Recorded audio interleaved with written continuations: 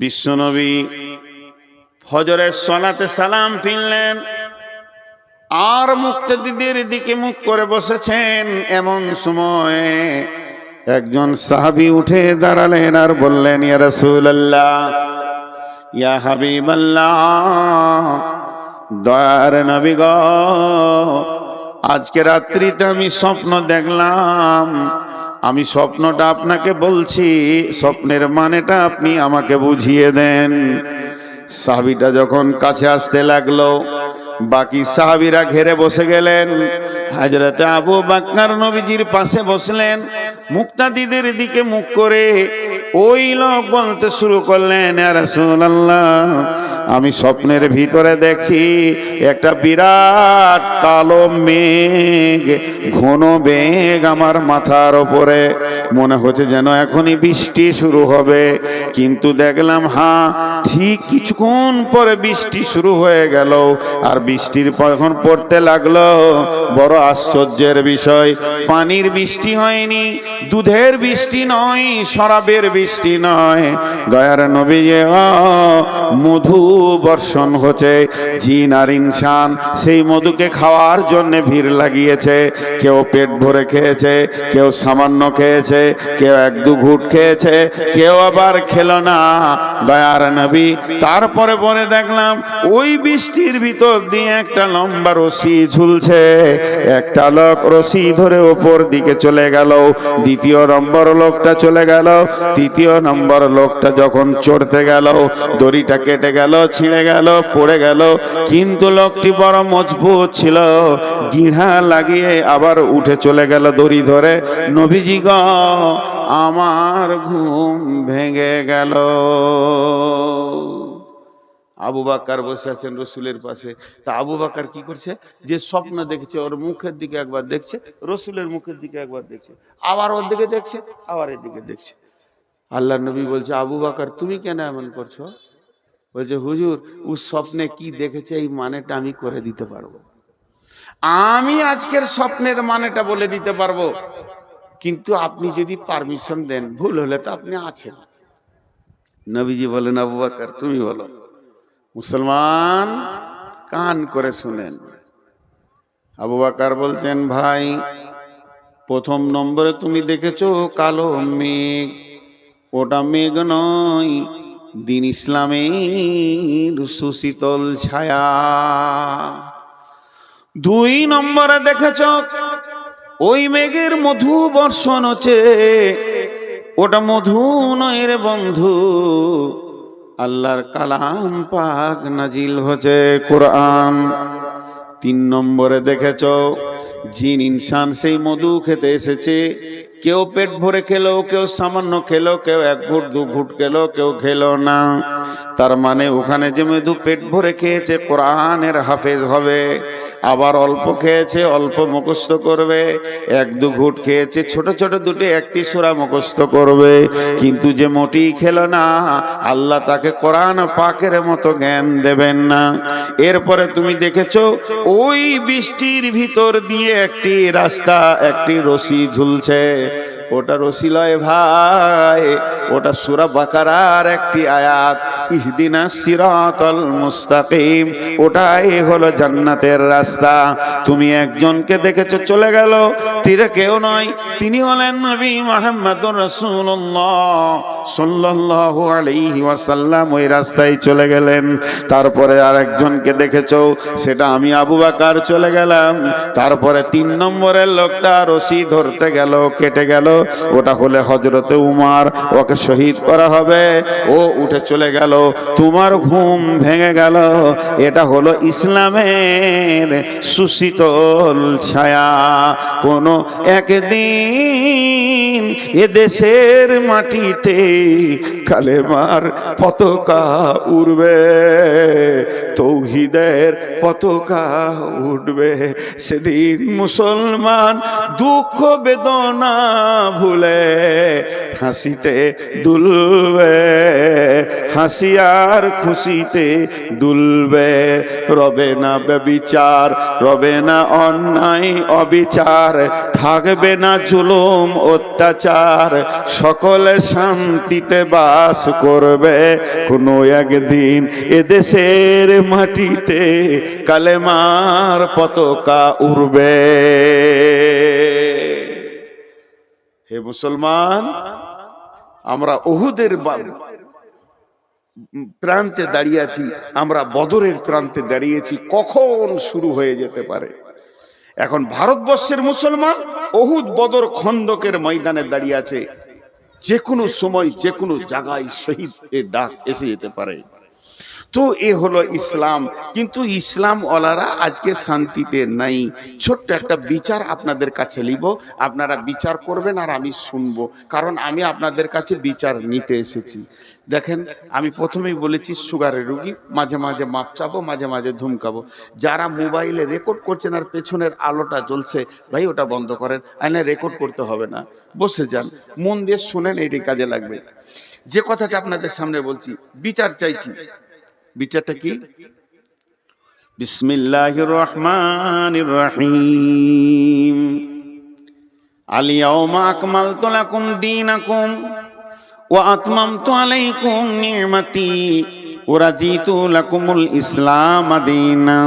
আরেকবার বলছি, আল ইয়াউমা আকমালতু লাকুম দীনাকুম ওয়া আতমামতু আলাইকুম নি'মাতি ওয়া রাদিতু লাকুমুল ইসলাম দীনা। আল্লাহর নবী যখন, কেউ বলেছে এটা কোরআনের শেষ আয়াত। কোরআন যখন শুরু হলো, প্রথম আয়াতটা ছিল ইকরা বিসমি রাব্বিকাল্লাযী খালাক, আর এটা নাজিল হয়েছিল গারে হীরাতে। কোন বিরাগী মন উদাসী হীরা গুহার মাঝে, কার বিরহে চোখের পানি ঝরাই সকাল সাঁঝে। ছাড়লো বাড়ি কিসের আশায়, বাঁধলো বাসা হীরা গুহায়, কার বিরহে আকুল আশা অন্তরে তার বাজে। কোন বিরাগী মন উদাসী হীরা গুহার মাঝে, কি সাধনায় মগ্ন হলো, কারবা প্রেমে মন মজিল, কি সাধনায় মগ্ন হলো, কারবা প্রেমে মন মজিল, কারবা প্রেমে আকুল আশা অন্তরে তার বাজে। কোন বিরাগী মন উদাসী হীরা গুহার মাঝে। কি সাধ কিসের লোভে কিসের তরে, ছাড়লো বাড়ি কিসের তরে, বাঁধলো বাসা হীরা গুহায়, ছাড়লো বাড়ি কিসের আশায়, বাঁধলো বাসা হীরা গুহায়, কার বিরহে আকুল আশা অন্তরে তার বাজে। কোন বিরাগী মন উদাসী হীরা গুহার মাঝে। প্রভু তারে করলো বরণ সারা জাহান মাঝে, মন বিরাগী মন উদাসী হীরা গুহার মাঝে। হঠাৎ হলো জানাজানি, ওই চেয়ারটা দেন তাই পাশে, আর কোরআন শরীফটা দেন, আমি অনেকক্ষণ থেকে খুঁজছি। হঠাৎ হলো জানাজানি, হঠাৎ হলো জানাজানি, কানাকানি আসলো প্রিয়র অসীম বাণী, আধার ধারা ওজল হলো কোরআন নূরের তাজে। কোন বিরাগী মন উদাসী হীরা গুহার মাঝে।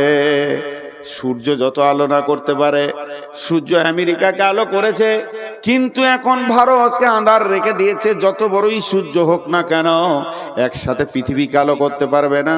আমার আল্লাহর কালাম পাক সারা বিশ্বকে আলো করে দিয়েছে।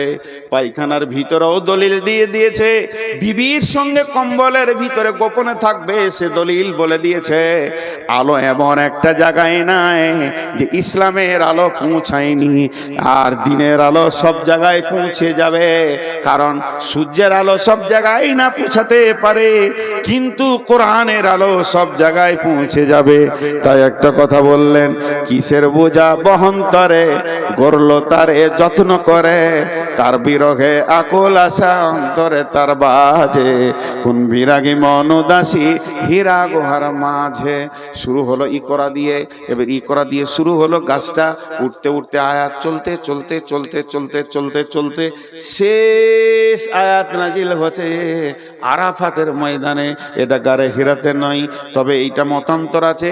কেউ বলেছে এই আয়াতের পর আরো কয়েকটা আয়াত নাজিল হয়েছিল, তবে একদল বলেছে না এটা শেষ আয়াত। আর জিবরাইল আমিন এসে আরাফাতের ময়দানে জাবালে রহমতের কাছে বিশ্বনবী যখন উটের উপরে রয়েছেন, এমন সময় জিবরাইল এসে বললেন আলিয়াউমা আকমালতু লাকুম দীনাকুম ওয়া আতমামতু আলাইকুম নি'মাতি ওয়া রাদিতু লাকুমুল ইসলাম দীনা।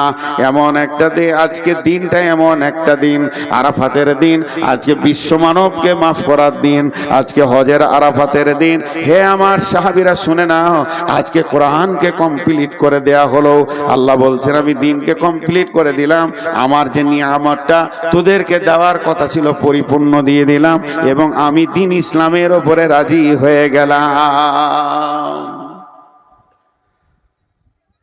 আয়াতটা নাজিল হচ্ছে, আবু বকর কাঁদছেন, উমর টেনশন করছেন। আবু বকরকে প্রশ্ন করলো জাহান্নামের কথা নাই, কবরের কথা নাই, আযাবের কথা নাই, ফুলসিরাতের কথা নাই। আয়াতটাতে কি আছে? আজকের দিনে তোমাদের দিনকে পরিপূর্ণ করে দেয়া হলো। আল্লাহ তার যে নিয়ামতটা দেওয়ার কথা পরিপূর্ণ দিয়ে দিল, কমপ্লিট করে দিল। আর আল্লাহ এই ইসলামের উপরে রাজি হয়ে গেল। রাজিতু লাকুমুল ইসলামে দীনা, আমি রাজি হয়ে গেলাম। কানলেন কেন? আবু বকরকে বলছে আবু বকর তুমি কাঁদছো কেন? আবু বকর বলছে বুঝতে পারছো না এই আয়াতটা কি বলছে? আয়াতটা বলছে দিন কমপ্লিট হয়ে গেল, এর মানে হচ্ছে নবীজি আর থাকবেন না, দুনিয়া থেকে চলে যাবেন। আমি ওই জন্য কাঁদছি, যে কাজে উনি এসেছিলেন ওই কাজটা কমপ্লিট হয়ে গেছে, আর থাকবে? ওর তো শেষ, এবার রিটার্ন হবে, চলে যাবে, এই জন্য কাঁদছি। উমর বলছেন উমর তুমি এই আয়াত থেকে কি পেলে? উমর উত্তর দিল যেদিন কোনো কাজ শুরু হয় প্রতিদিন কাজটা ওজন বাড়ে। যখন কোনো কাজ শুরু হয়, শুনেলেন একটা গ্রিল, এই ফাঁকটা একটা গ্রিল বানাবো, একটা মসজিদে একটা গ্রিল বানাবেন। যেদিন গ্রিলের অ্যাঙ্গেল দিতে শুরু করলো ওর ওজন বাড়তে লাগলো। একটা করে অ্যাঙ্গেল মারবে, ঝাল দেবে, একটু করে ওজন বাড়বে, একটা করে অ্যাঙ্গেল দিবে, ঝাল দেবে, ওর ওজন বাড়বে, বাড়তে বাড়তে বাড়তে বাড়তে যেদিন কমপ্লিট হয়ে যাবে সেই দিন থেকে ওজন কমতে থাকবে, জং ধরবে, ছেড়ে যাবে, আর সেই ওজনটা থাকবে না। তা বিশ্বনবী আজকে কমপ্লিট করে দিলেন দিন। এই দিনটা যে অবস্থায় নবীজি ছেড়ে চলে যাচ্ছেন, উম্মতরা ওই অবস্থায় রাখতে পারবে না। ছটা ছাড়তে ছাড়তে ছাড়তে ছাড়তে সামান্য ওদের কাছে দিন থাকবে, এতেই নিজেকে মুসলমান ভাববে। অথচ কত আমল, কত ঈমান, কত আকীদা সব মুসলমানের কাছ থেকে চলে যাবে। এই গ্রিলে জং ধরতে ধরতে সামান্য দুটি অ্যাঙ্গেলে গিয়ে টিকবে, মুসলমান আসল দিনকে আর রাখতে পারবে না। বলেন, আমি আপনাদের কাছে ছোট্ট করে আবদার করে ছোট ভাইয়ের মতো জিজ্ঞেস করছি, আমাদের মুসলিমদের একটা বিয়ে বাড়িতে দিন আছে, একটা মরা ঘরে দিন আছে, একটা ছেলে জন্ম নিল সেখানে পরিপূর্ণ দিন আছে, না কোনো অনুষ্ঠানে পরিপূর্ণ দিন আছে, না নিজের মাথা থেকে পা পর্যন্ত দিন আছে? দিন সব জায়গায় যেন ছেড়ে চলে গেছে, তারপরেও ভাবছে আমি মুসলমান। জি, তারপরেও ভাবছে আমি মুসলমান। কেউ 5 ওয়াক্তে নামাজে জানে শান্তি পেছে না, সে রাতে উঠে হু হু করে আল্লাহর কাছে কাঁদছে তাহাজ্জুদে। আবার কেউ 5 ওয়াক্ত নামাজ পড়ে মনে করছে আমার মতো মুসলমান কে আছে। কেউ আবার শুধু জুমাটা পড়ে মনে করছে যে আমি ইসলামে টিকে আছি। তাহলে ইসলামটা কেমন এখন খুঁজে পাওয়া মুশকিল হয়ে যাচ্ছে। আবার কেউ শুধু জানাজা পড়ে আর 2টো ঈদের নামাজ পড়ে, সে মনে করে আমার মতো ইসলামওয়ালা কেউ নাই, আমি তো ইসলামে আছি। তাহলে ইসলাম কমপ্লিট কোনটা, কে কম করছে কে বেশি করছে? ইসলামের পরিপূর্ণতেই আমরা দাঁড়িয়ে নাই। আমাদের কাছে ইসলাম নাই। অন্য জাতিকে দোষ দেবেন না, হিন্দুকে দোষ দেবেন না, খ্রিস্টানকে দোষ দেবেন না, ইহুদিকে দোষ দেবেন না, নাসারাকে দোষ দেবেন না, কোনো বিজেপিকে দোষ দেবেন না, দোষ দিয়েন না বজরংকে, কোনো বজরংয়ের দোষ নেই, না আরএসএস এর দোষ আছে, না শিবসেনার দোষ আছে। ইস ঘর মে আগ লাগি है घर ही की चिराग से। इस घर में आग लगी है घर ही की चिराग से। আপনাদের কাছে বিচার চাইতে গিয়ে আমি একটা লম্বা আয়াত করে তর্জমা করে দিলাম। এখন আমি বিচার প্রার্থী, আপনারা জজ, বিচার করে দেন। বচনে বচনে বিটি হারাইল ক্যাথা, ভেরলের যুদ্ধতে গেল শিয়ালের মাথা, মা বিটিতে ঝগড়া করে বটি পড়ল নাকে, তিনজনের মধ্যে দোষ দিব কাকে? করে দেন বিচার। আমার আপনারা জ্ঞানী মানুষ বসে আছেন। হাজি ভাই, রাস্তায় একটা সাইকেল যেছে আর একটা লোক হেঁটে যেছে, যদি অ্যাক্সিডেন্ট হয়ে যায় কাকে মারবেন? বলে না? হ্যাঁ, সব কটা জজ বসে আছে। হালাকে যে হাঁটছিল ওরই দোষ, কিন্তু যার সাইকেল আছে মার, ওকে চোখ মুজে মার। আর সাইকেলের সাথে যদি মোটর সাইকেলে লাগে, বাস সব কটা জজ বসে আছে, সব কটা। আইনে আগে বিশেষজ্ঞ, LLB করে চলে এসছে যে ওর গাড়ি বড় ওকে পিট। আর মোটর সাইকেলে যদি মারুতিতে লাগে, আর মারুতির সাথে যদি ডাম্পারে লাগে, বলেন বলেন, শেষ কথাটা জোরে বলবেন। মারুতির সাথে যদি ডাম্পারের লাগে, বলেন কাকে মারবেন? বুকে বল নিয়ে বলেন। ডাম্পারের সাথে যদি ট্রেনের লাগে, কেন? হ্যাঁ, ঘুরিয়ে ফের ডাম্পারওয়ালা কি মারবে? ওই ওর লাইনে গেলি কেন? ট্রেন একটা কথা বলবে, দোষ মুক্ত হয়ে যাবে। ট্রেন একটা কথা বলবে, দোষ মুক্ত হয়ে যাবে। কি? আমি আমার লাইনে আছি, তুই এলি কেন? আমি আমার লাইনে আছি। তো আমি তিনটে আপনাদের কাছে কেস দিয়েছি। কেসটা বুঝতে পেরেছেন? দার্শনিকের কবিতা। বচনে বচনে বিটি হারাইল ক্যাথা, ভেরলের যুদ্ধতে গেল শিয়ালের মাথা, মা বিটিতে ঝগড়া করে বটি পড়ল নাকে, তিনজনের মধ্যে দোষ দিব কাকে? আল্লাহ তাবারাক ওয়া তাআলার রাসূল বলতেন, তারাকতু ফিকুম আমরাইন লান তাজিল্লুহুমা তামাসসাকতাম বিহিমা কিতাবাল্লাহি ওয়া সুন্নতি রাসূলি। ওরে আমার উম্মত রে, তোর বাড়ির দরজা থেকে জান্নাতুল ফেরদাউস পর্যন্ত আমি দুটো রেল লাইনের পাতি দিয়ে দিলাম, আর তোদেরকে ধরে ওখানে চড়িয়ে দিলাম। খবরদার লাইনচ্যুত হবি না। ধীরে ধীরে ধীরে ধীরে একদিন জান্নাতুল ফেরদাউসের চৌকাটা তুই পার হয়ে যাবি, তুই জান্নাতি হয়ে যাবি। উম্মত মধ্য রাস্তায় দেখে নিল নবী নাই, রাস্তা ছেড়ে দিয়ে অন্য রাস্তায় চলে গেল। আল্লাহ তাবারাক ওয়া তাআলা সূরা নামে বললেন, ফাত্তাবিউহু ওয়ালা তাত্তাবিউ সুবুলা, ফাত্তাবিউহু ওয়ালা তাত্তাবিউ সুবুলা। নবীর দেওয়া রাস্তায় তোমরা চলতে থাকো, অন্য রাস্তায় চলবে না। যদি অন্য রাস্তায় চলে যাও, ফাতাফাররাকা বিকুম আন সাবিলি, তাহলে আমার কাছ থেকে তুমি বহু দূরে সরে যাবে, তুমি আমাকে ডেকেও পাবে না, এত দূর সরে যাবে। যালিকুম ওয়াসাকুম বিহি লাআল্লাকুম তাকিলুন।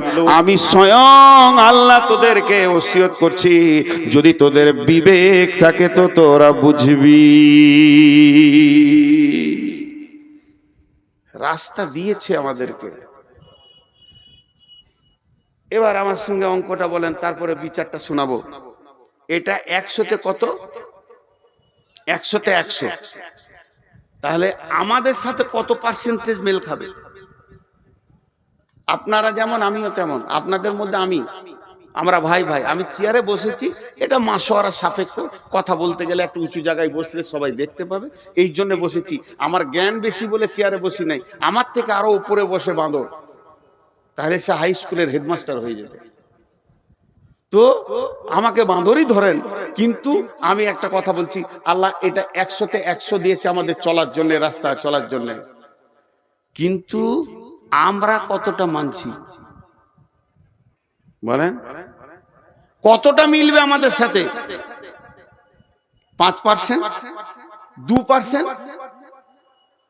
জি 2% মেনে নিলাম, 5% তর্কের জন্য। তাহলে 95 একে অ্যাভয়েড করে চলছি। এবার বিশ্বে মুসলিম যতগুলো আছে ওটাকে 100% ধরেন। অত্যাচার চলছে কতগুলোর উপরে? 5%-এর উপরে। আল্লাহর বড় দয়া, উচিত ছিল আল্লাহর গজব 95%-এর উপরে চলা। তার দিনকে সরে গেছে, কিন্তু আল্লাহ দয়া রেখেছে। আল্লাহ দয়া রেখেছে। আমি যে কবিতাটা আপনাদের জন্য বললাম, এর মানে হচ্ছে এক বুড়ি, ও বেটির বাড়ি চললো।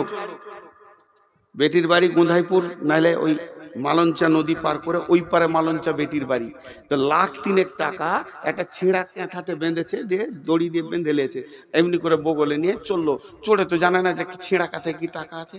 তো ও যখন থেকে বাড়ি থেকে বের হয়েছে, ওর মুখটা বন্ধ নেই, ভেড় ভেড় ভেড় ভেড় ভেড় ভেড় একটা কথা খালি বলছে, যা হবে হোক গা, ক্যাঁথাটা যেন না হারাই, যা হবে হোক গা, ক্যাঁথাটা না হারাই, যা হবে হোক গা, ক্যাঁথা। লায়ে উঠছে, তখনও বলছে আমার যা হবে হোক গা, ক্যাঁথা যেন না হারাই। মার্কা মারার ডাকাত ওখানেই ছিল, ক্যাঁথা নিয়ে মেরে দিলে দৌড়। 10 টাকার বিচার করেন। চোরের না বুড়ি? বুড়ি। ভেড়লের যুদ্ধতে গেল শিয়ালের মাথা। ষাঁড় ভেড়া যদি একবার দুজনেতে লড়াই লেগে যায়, তো 1 সপ্তাহ 15 দিন পর্যন্ত লড়াই চলে। একটা ভেড়ার দলে যদি দুটো ষাঁড় ভেড়া থাকে, আর যদি সমান গায়ে বল হয়, ওরা ওকে তাকাবে তাকাবে, এ রাগ ওদের মাস পর্যন্ত মিটে না। খটাস খটাস, তা 2টা ভেড়া লড়ে গেছে, আর ওদের রাগ মিটছে না। সন্ধ্যা থেকে ওরা যুদ্ধ করেই গেছে, ফাঁকা মাঠে যুদ্ধ করেই গেছে।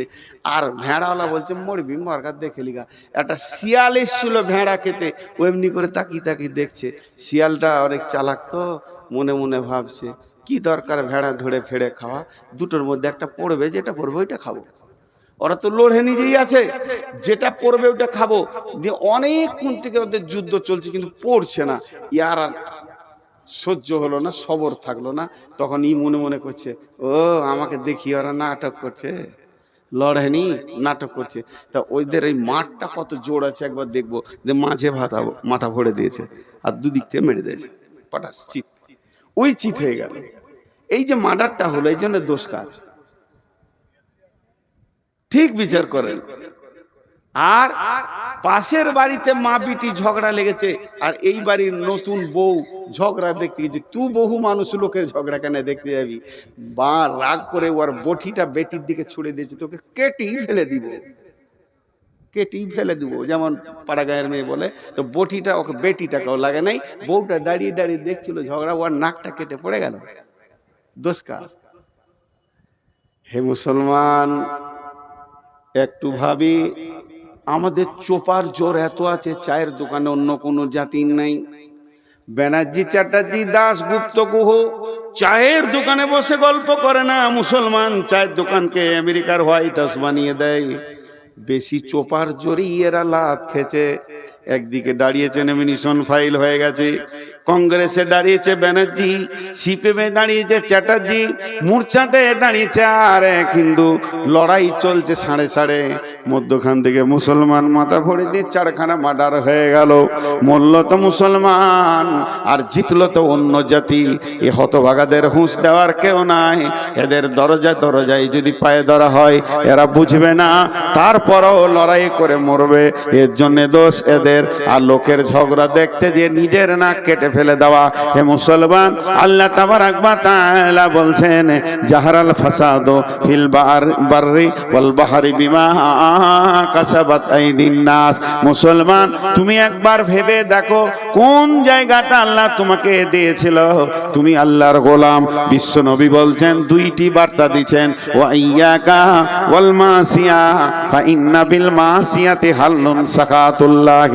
মাফ করবেন, ক্ষমা চেয়ে বলছি। ইলামির ভিতর দিয়ে হেঁটে, কুসমানগরের ভিতর দিয়ে হেঁটে, আর মনিরামপুরের রাস্তার গলি গলি হেঁটে নারায়ণখর্দে একবার চলে যান পাকুড়ো পর্যন্ত। মুসলমানকে রাস্তার ধারে তাস খেলতে দেখবেন। তাস, জুয়া, লুডু, দাবা, মদ, গাঁজা, লুচ্চামি, লাফাঙ্গিরিতে ভর্তি হয়ে আছে। অথচ এদের গাইডলাইনের নাম হলো কোরআন।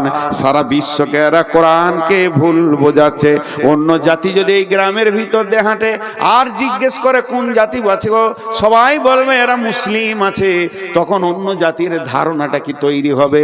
যত জুয়ারি মুসলমান, যত মাতাল মুসলমান, যত সুদারু মুসলমান, যত বেপরদা মুসলমান, তাহলে আমার কোরআনে কি ওগুলো আছে? আমি কোরআন সম্পর্কে তাকে ধারণাটা কি দিলাম? আমি হাত পায়ে আল্লাহকে রাখতে পারিনি। চেহারা চরিত্রে আমার কাছে আল্লাহ নাই, আমার কাছে দ্বীন ইসলাম নাই, বহু দিন আগে চলে গেছে। এর জন্য বিশ্বনবী বলছেন, লা তাতরুকান্নাস সালাতা মাকতুবাতান মুতাআম্মিদান ফাইন্না মান তারাকাস সালাতা মাকতুবাতান মুতাআম্মিদান ফাকাদ বারিয়াত মিনহু জিম্মাতুল্লাহ। হে মুআজ, আমার উম্মতদেরকে বলে দিও তারা সজ্ঞানে ইচ্ছা করে সজ্ঞানে যেন এক ওয়াক্ত ফরজ নামাজ না ছেড়ে দেয়। যদি ইচ্ছা করে সজ্ঞানে, জ্ঞান টনটনে আছে, হিসাব বুঝে খুব সুন্দর, এই লোকটা যদি ইচ্ছা করে এক ওয়াক্ত ফরজ নামাজ ছেড়ে দেয়, আল্লাহর সঙ্গে বান্দার সম্পর্ক কেটে যাবে। আমি পৃথিবীতে এসে একটা মেয়েকে বিয়ে করেছি, মেয়েটা হলো আমার স্ত্রী, আমি তার প্রেমের দড়িতে বাঁধা আছি, সে আমার প্রেমিকার দড়ি হয়ে বাঁধা আছে। ওই মেয়েটাকে আমি কত ভালোবাসি, সেই মেয়েটার জন্য আমি চিন্তা করি, তার প্রয়োজনকে আমি মিটাই, সে আমার প্রয়োজনকে মিটায়। দুইজনে এত মহব্বত, একজনের চোখে পানি দেখলে আর একজনের ঘুম হয় না। আমার বিবির মাথা ধরলে আমার মাথা ধরে যায়, কেননা তাকে আমি ভালোবাসি। দুইজন বৈবাহিক জিন্দেগিতে, বিবাহিত জিন্দেগিতে আবদ্ধ হয়ে গেছি। কিন্তু শুনেলেন, ওই মেয়েটি যদি আমার কাছে একবার সামাজিকভাবে তালাক নিয়ে নেয়, তার সাথে যদি আমার তালাক ঘটে যায়, তার সাথে যদি আমার ডিভোর্স ঘটে যায়, এই মেয়েটি যদি অ্যাক্সিডেন্ট হয়ে মারা যায়, আর আমার খোঁজ থাকবে না, আমি চিন্তা করব না। যতদিন আমার সঙ্গে দড়িতে বাঁধা থাকবে প্রেমে, ততদিন তার একটা ট্যাবলেটের দরকার হলে আমি দিব, একটা ওষুধের দরকার হলে দিব, তার হাত পায়ে ব্যথা হলে আমি তাকে দিব। কিন্তু যেদিন তার তালাক হয়ে যাবে, আর আমাকে ঈদের খুশিতেও পাবে না, বিপদেও পাবে না। তেমনি মুসলমান যেদিন মসজিদের সঙ্গে সম্পর্ক ছেড়ে যাবে, যেদিন আল্লাহর সঙ্গে সম্পর্ক আমাদের ছেড়ে যাবে, যেদিন মুসলমান 5 ওয়াক্তের নামাজ ইচ্ছা করে জ্ঞান বশত ছেড়ে দেবে, সেদিন আল্লাহ বান্দা আল্লাহ সম্পর্ক কেটে যাবে। এখন মুসলমানদেরকে যদি কেউ লাঠি নিয়ে পিটিয়ে মারে, আল্লাহ এ ব্যাপারে কোনো গুরুত্ব দেবে না।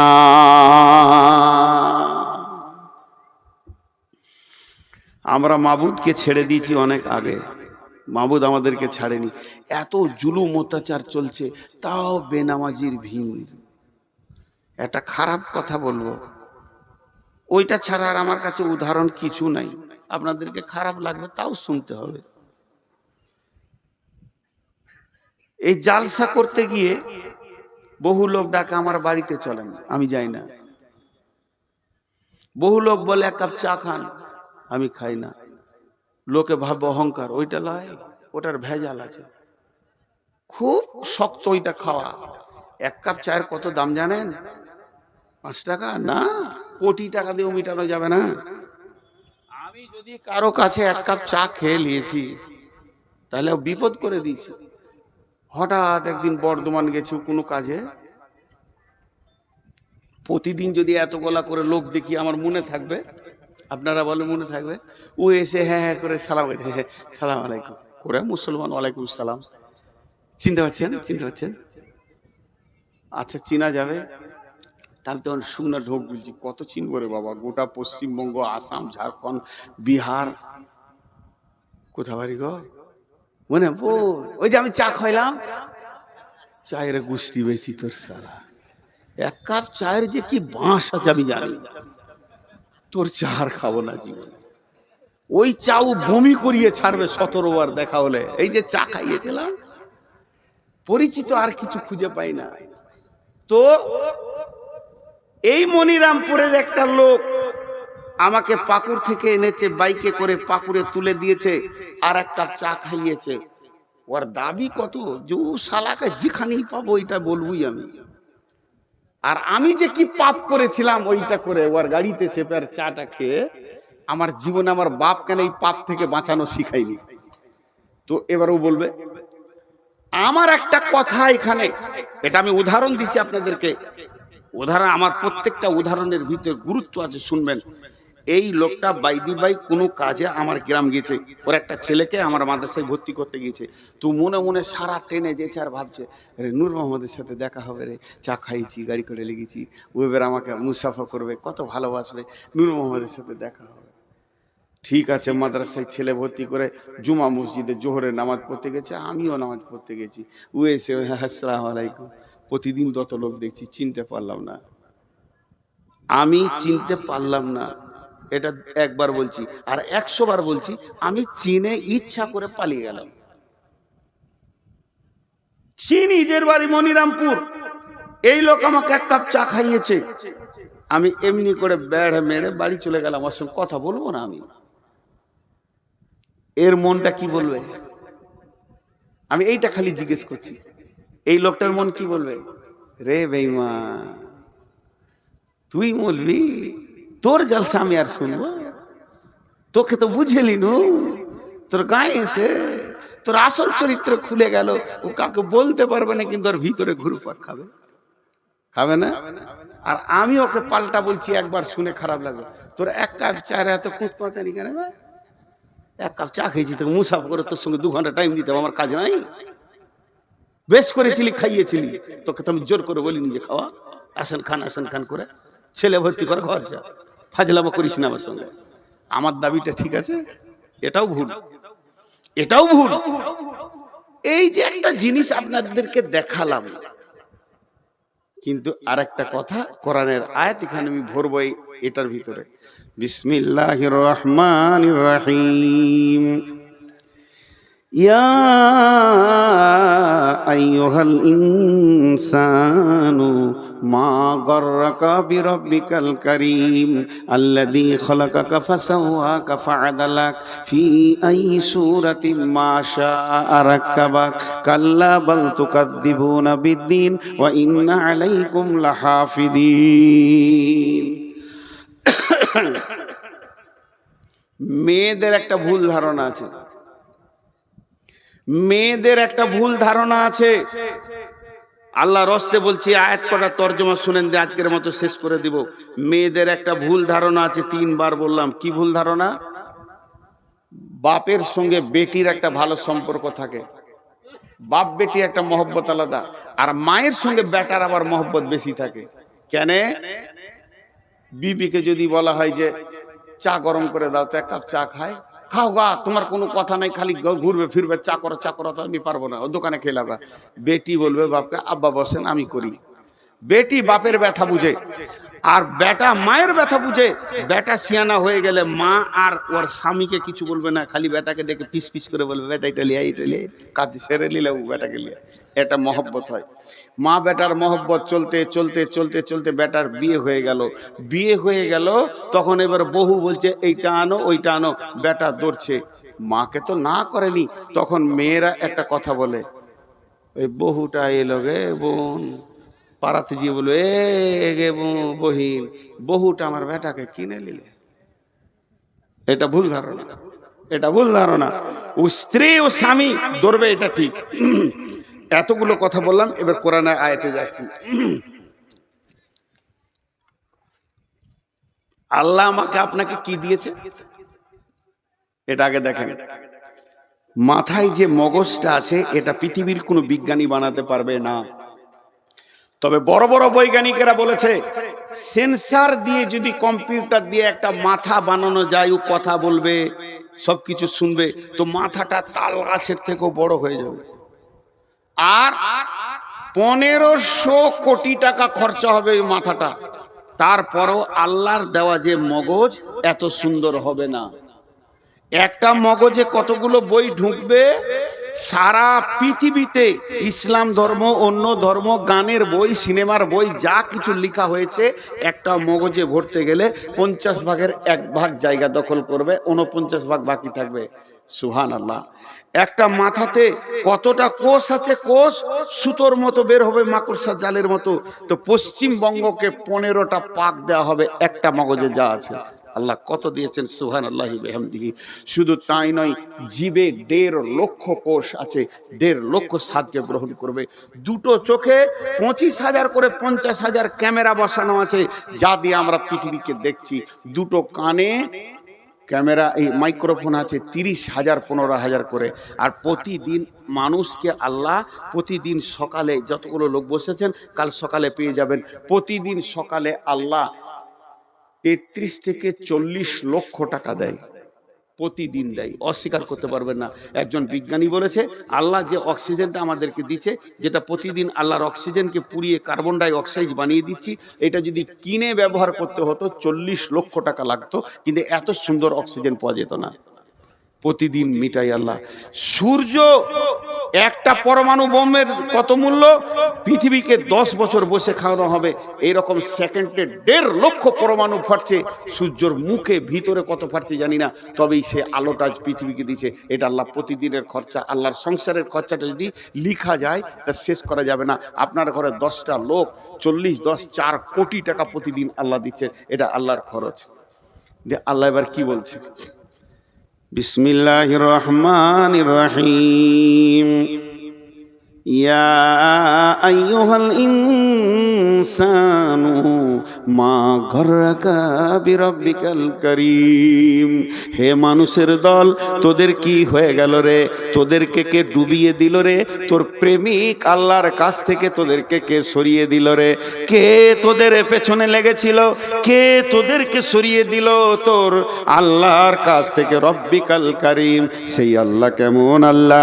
আল্লাযী খালাকাকা ফাসাওয়াকা ফাআদালাক ফি আই সূরাতিম মা শাআ রাক্কাবাক। আমার আল্লাহ তোদেরকে স্তর বাই স্তর, স্তর বাই স্তর বানিয়েছে। কলিজাটা এখানে দিয়েছে, ফ্যাফসাটা এখানে দিয়েছে, লাঞ্চটা এখানে দিয়েছে, লিভারটা এখানে দিয়েছে, গোল ব্লাডারটা এখানে দিয়েছে। নিচে গেলে চাপে ফেটে যাবে, হালকা জিনিসগুলো এখানে, আবার হাড় দিয়ে প্রোটেকশন করে দিয়েছে। তোর পচন মাল নাড়ি ভুঁড়িটা নিচে দিয়েছে। যদি নাড়ি ভুঁড়ির নিচে কলিজাটা দিত, কেমন করে তুই বেঁচে থাকতিস বল? তোর ভিতরটা আল্লাহ নিজের হাত দিয়ে স্তর বাই স্তর সাজিয়েছে। ফি আই সূরাতিম মা শাআ রাক্কাবাক। তোর সুন্দর চেহারাটা, চামড়াটা শুধু কভার করে চাপিয়ে দেয়নি, এই চামড়ার উপরে এখানটাতে ভুরু দিয়েছে, চোখ দিয়েছে, চোখের পাতা দিয়েছে, চোখের পাতা দিয়েছে ময়লা যেন না ঢুকে, ওয়াইপিং করার জন্যে। শুধু তাই নয়, চোখের তারা দিয়েছে, তারার ভিতরে মণি দিয়েছে। 25 রোগের 50,000 ক্যামেরা দিয়ে পৃথিবী দেখাচ্ছে। এত খরচা যে আল্লাহ তোর পেছনে করছে। একবার তুই ভাব, নূর মোহাম্মদকে 1 কাপ চা খাওয়ানোর পর তোকে একবার কথা বলেনি, তোর ঘরের ভিতরটা ঘুরপাক ঘুরপাক ঘুরপাক করছে। তাইলে আল্লাহ তোকে প্রতিদিন খরচা দেয়, আর এত বড় বডি দিয়েছে, তারপরও আল্লাহ তোকে ডাকছে, হাইয়া আলাস সালাহ, হাইয়া আলাল ফালাহ। তখন তুই চায়ের দোকানে বিড়িটা ধরিয়ে দিলি, মসজিদে গেলি না। আল্লাহর দিলটা কেমন হচ্ছে একবার বল। এত দিয়েও, এত দিয়েও, এত দিয়েও তোকে পেছি না রে। আমি কি করেছিলাম তোদের বল? আমি কোন অপরাধ করেছি? এত দিয়েও প্রতিদিন দিছি, তারপরও তোদেরকে পেছি না। তবে শুনেলে কাল্লা বাল তুকাদ্দিবুনা বিদ্দিন। তোরা কেন এমন করছিস জানিস? তোদের একটাই রোগ, কিয়ামতটাকে তোরা মাথা থেকে উড়িয়ে দিয়েছিস, ডিলিট হয়ে গেছে। ওইটা যদি তোদের মনে থাকতো, এটা করতে পারতিস না, আমি পাকড়াও করতাম। তবে তুই ভুলে যা, তোর বাপ ভুলে যাক, তোর গোষ্ঠী ভুলে যাক, তোর বংশ ভুলে যাক, তোর বন্ধু বান্ধব সব আমাকে ভুলে যা, কিন্তু আমি ভুলিনি।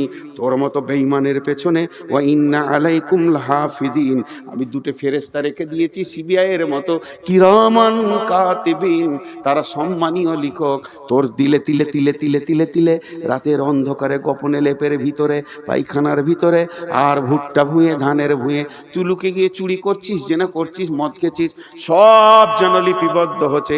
ইয়ালামুনা মা তাফআলুন ইন্নাল আবরারা লাফি নাঈম।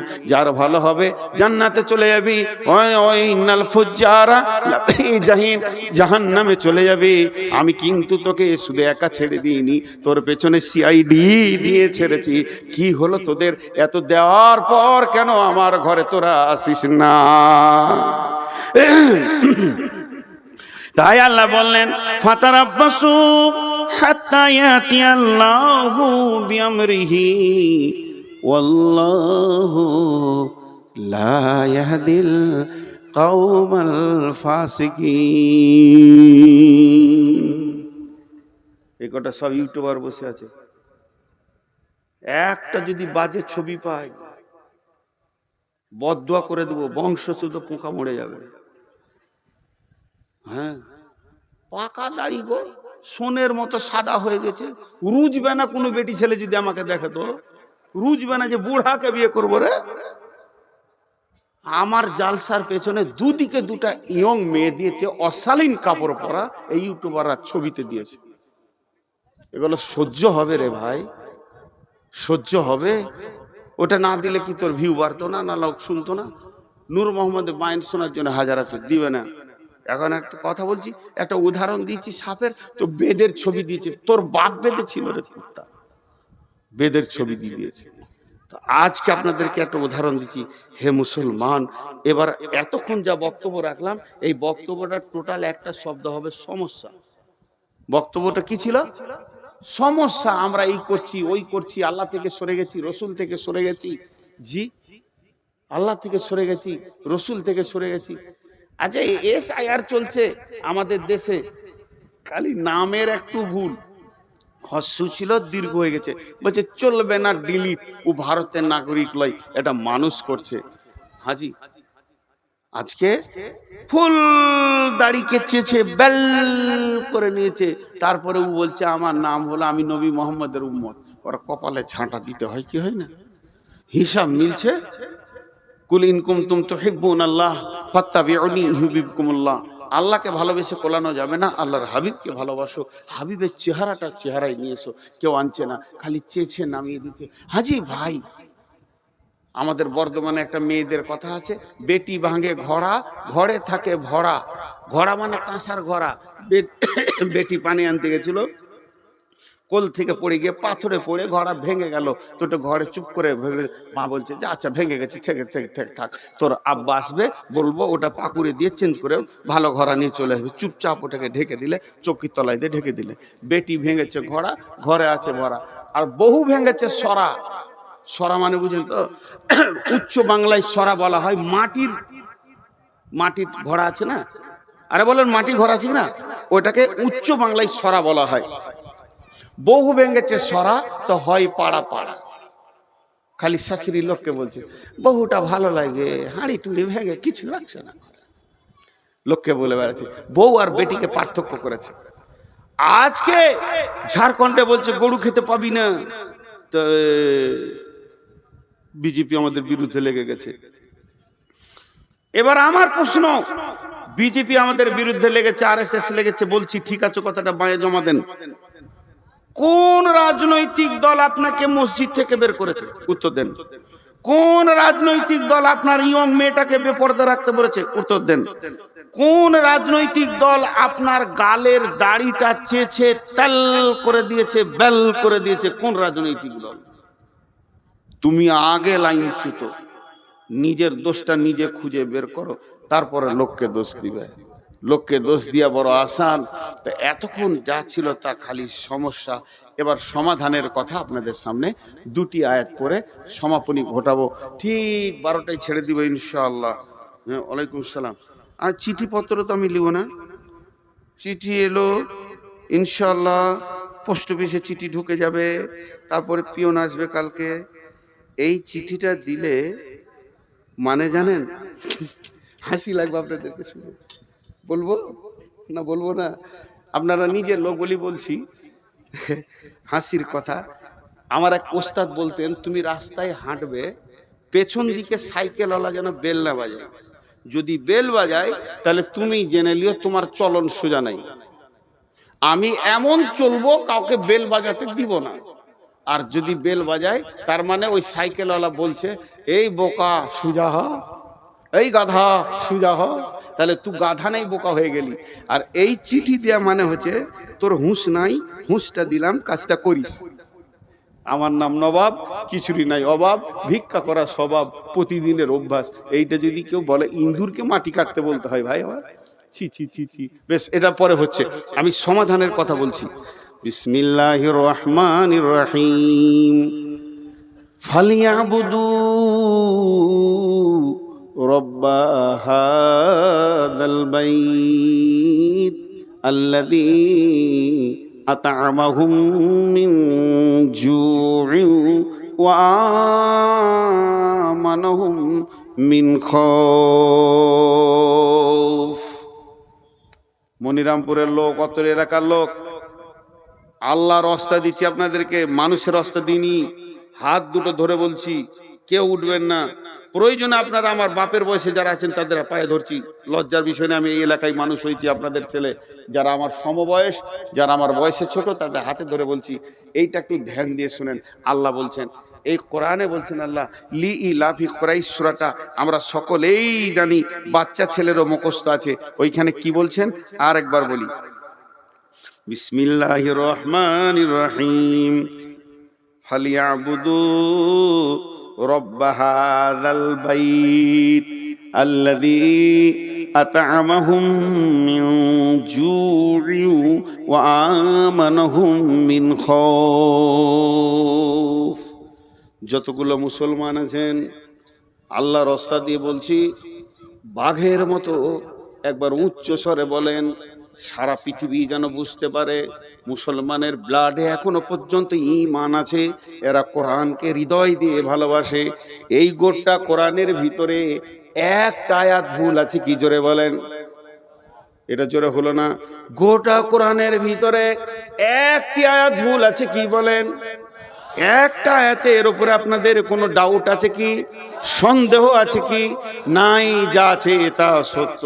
আমি দুটি আয়াত আপনাদেরকে বললাম। আল্লাহ তাবারাক ওয়া তাআলা বলছে, তোকে কে মেরেছে, তোর পিঠের কে চামড়া তুলে নিয়েছে, তোকে কে টেনশনে ফেলে দিয়েছে, ওইগুলো সব ছুঁড়ে ফেলে দে। তুই একটা কাজ কর, ওই যে ঘরটা রয়েছে রাস্তার কোণে, ঘরটার মালিককে, মসজিদের মালিককে আল্লাহ। এই আয়াতটা নাজিল হয়েছে কাবাকে কেন্দ্র করে, কিন্তু মসজিদের দিকে আঙুল দিয়ে বলা হবে, ফালিয়াবুদু রব্বা হাযাল বাইত, হে মুসলমানের দল, ওই ঘরের রবের তোমরা পূজা করো, ওই ঘরের মালিকের তোমরা পূজা করো। ওই ঘরের রব তোমাদেরকে কি দেবে, কি দেবে, কি ওয়াদা করেছে? আল্লাযী আত'আমাহুম মিন জু, আল্লাযী আত'আমাহুম মিন জু, অভাবের সময় সচ্ছলতা দিবে, বরকতের ডালি ভরে দিবে। আর কি চাই, আর কি চাই? দ্বিতীয় নম্বর বলেছে, ওয়া আমানাহুম মিন খাউফ, তোদেরকে বজরঙ্গে মারছে, বিজেপি মারছে, শিবসেনা মারছে, আরএসএস মারছে, ভয় করিস না, আমি রব তোদেরকে আমান দিব, নিরাপত্তা দিব। কেমন নিরাপত্তা দিব? চলে যায় সূরা নূরের 55 নম্বর আয়াতে, ওয়াদাল্লাহুল্লাযীনা আমানু মিনকুম ওয়া আমিলুস সলিহাতি লা ইস্তাখলিফান্নাহুম ফিল আরদি কামাস্তাখলাফাল্লাযীনা মিন কাবলিকুম। আল্লাহ বলছে, তোদের সঙ্গে আমি ওয়াদা করছি, হে আমার গোলাম, আমি রব, আমি আলেম নয়, মৌলবি নয়, নবী নয়, স্বয়ং রব। আমি আল্লাহ তোদের সঙ্গে ওয়াদা করছি, যারা তোরা ঈমান আনবি আর মসজিদে 100% ঢুকে যাবি, এই সারা পৃথিবীতে রাজত্বটা তোদের হাতে তুলে দিব। আমাকে ব্যালট লাগবে না, ভোট লাগবে না, চুনাও লাগবে না, আমাকে কোনো কিছু লাগবে না। রাত্রিতে শুবি বেঈমানের হাতে, ভারত আছে, সকালে উঠবি ঈমানদারের হাতে চলে গেছে। আমার আল্লাহকে বেশি সময় লাগে না। বাহরাইনের সম্রাট ছিল বেঈমান, রসুলের জানের দুশমন। একটি সাহাবীর চরিত্রে গোটা দেশটা রসুলের হাতে তুলে দিল। আল্লাহ তাবারাক ওয়া তাআলা বলছে, তোরা যখন কামেল ঈমানদার হবি, ওই নরেন্দ্র মোদী বেঈমান হালাতে রাতে শুবে, ফজরে উঠে নিজেই কালেমা পড়ে, আশহাদু আল্লাহ ইলাহা ইল্লাল্লাহু ওয়া আশহাদু আন্না মুহাম্মাদান আবদুহু ওয়া রাসূলুহু। ওকে কালেমা দিতে, অমিত শাহকে কালেমা দিতে, আদিত্যনাথ জগিতকে কালেমা দিতে আমাকে 1 মিনিট টাইম লাগবে না। হেদায়েত আমার কাছে সম্ভার আছে, হেদায়েতের গোডাউন আছে, দিয়ে দিব, তোদের দলভুক্ত ভাই বানিয়ে দিব। হই হই রই রই লেগে যাবে। শর্ত হলো একটা, আমাকে তোরা রাজি কর। আর আমি যদি নারাজ থাকি, সারা জীবন লড়ে যাবি, পিঠের চামড়া চলে যাবে, বেঈমান হালাতে কবরে ঢুকবি, টুকরো টুকরো করে কেটে পিস করে ফেলে দেবে, তারপরেও তারা ফিরে আসতে পারবি না। আল্লাহ তাবারাক ওয়া তাআলা এই জন্য বললেন, ফালিয়াবুদু রব্বা হাযাল বাইত। এটাই হলো সমাধান। সকলকে তওবা করতে হবে পূর্বের গুনার ব্যাপারে, আল্লাহর দরবারে ডুকরে কাঁদতে হবে এবং আল্লাহর দ্বীনকে মজবুত করে তুলে ধরতে হবে। সমাধানের কথা বললাম, অনেক লম্বা কথা আছে, কথা তো বহুত। কিন্তু কেউ আল্লাহর রাস্তায় উঠবেন না। আমি আপনাদের মেহমান, আমি আলেম না হলেও আমার সব থেকে বড় ডিগ্রি আজকে মেহমান। মেহমানকে ইজ্জত করেন। আমি আপনাদের কাছে 6টা মিনিট নিচ্ছি। 6 মিনিট, 6 মিনিট, 6 মিনিট কাউকে উঠতে দিব না, যত কষ্ট হোক। ভাই বসেন, একবারে পুরো 12টা বেজে যাবে। আমি নিজে ওয়াদা করছি নূর মোহাম্মদ, আপনার ঘড়ি নয়, আমার ঘড়িতে যখন 12টা বেজে যাবে, নাহলে সকলে ঘড়িতে মেল হবে না, ভাবেন ওয়াদা ফেল করেছে। যখনই 12টা বেজে যাবে আমি দোয়া পড়ে ছেড়ে দেব, আজকের মতো সমাপনী ঘটিয়ে দেব। হানজালা আমার ছোট ভাই, জন্য নাম করে বলছি। তো ও যে মাদ্রাসাটা বানিয়েছে বড় ভালো লাগলো, বড় দিনী চেতনা বানিয়েছে। আর সারা রাত ভ্যানের ভ্যানের ভ্যানের ভ্যানের জালসাও করেনি। আর জালসা আরও খাটানো দরকার, 10টাই শেষ করা দরকার। এটাও অনেক ভালো লাগছে 12টায়। আর একটা জিনিস ভালো লাগলো যে এই শুধু হানজেলা একা নয়, ওর সঙ্গে যারা জড়িত রয়েছে, মাথা ভরেছে, তারাও যেটা মেনে নিয়েছে যে স্টেজে এইভাবে ভ্যান ভ্যান করে কালেকশন হবে তা নয়। তবে আমি শেষ বক্তা, আমি শেষ, আমি সব। তাই আমি মাত্র 5টা মিনিট আপনাদের সঙ্গে আলাপ করছি। 6 মিনিটটা 5 মিনিট হয়ে গেল। প্রতি মিনিট আমি বলে দেব, দোয়া পড়িয়ে দেব। কেউ আল্লাহর গোলাম আছেন 5,000 10,000 একটা মোটা রকম দেনেওয়ালা? কেউ আছেন আল্লাহর গোলাম? ওই তোমাদের চাদর আছে, বড় চাদর, বড় চাদর এখানে একটা বিছিয়ে দাও, এই ঘেরাটার ভিতরে যতজন আছে পয়সা ফেলে চলে যাবে ইনশাআল্লাহ, আশা করি। জি ভাই, কেউ আছেন 2000 5000 দেনেওয়ালা? জি, 2000 5000 দেনেওয়ালা কেউ আছেন? এইখানটায় বিছিয়ে দাও। এই যে চাদরটা বিছাচ্ছি, যতগুলো লোক আছেন হাত দুটা ধরে বলছি, হৃদয়ের ভিতর থেকে মহব্বত করে টাকাটা এই চাদরে ফেলে যাবেন সবাই। সবাই এই কোণাতে দেন, ওইদিকে ক্যামেরা আছে, এই কোণায় দেন। জি ভাই, আর কেউ আছেন? 5000, মাশাআল্লাহ। নাম বলা দরকার নেই। মাগো উসি সে দেতে হে খুশি সে, ওই দিকে আছে দেখো। মাগো উসি সে जो देते हैं खुशी से, মাশাআল্লাহ। ওই বিছিয়ে দেন, দুটা হয়ে যাবে ইনশাআল্লাহ। ওখানে বিছিয়ে দেন। কেউ আল্লাহর গোলাম আছেন 2-5 হাজার দেনেওয়ালা? কিন্তু একটা কথা বলছি, কথাই কথাই অনেক কথা আসবে। এখন উঠিয়েন না, এখন উঠলে যে মজলিসটা ভেঙে যাবে ভাই। একবার আমি দোয়া পড়বো, তারপরে উঠে দেবেন। এ যারা বুঝতে পারলেন না মনে হয়। আহা হা হা।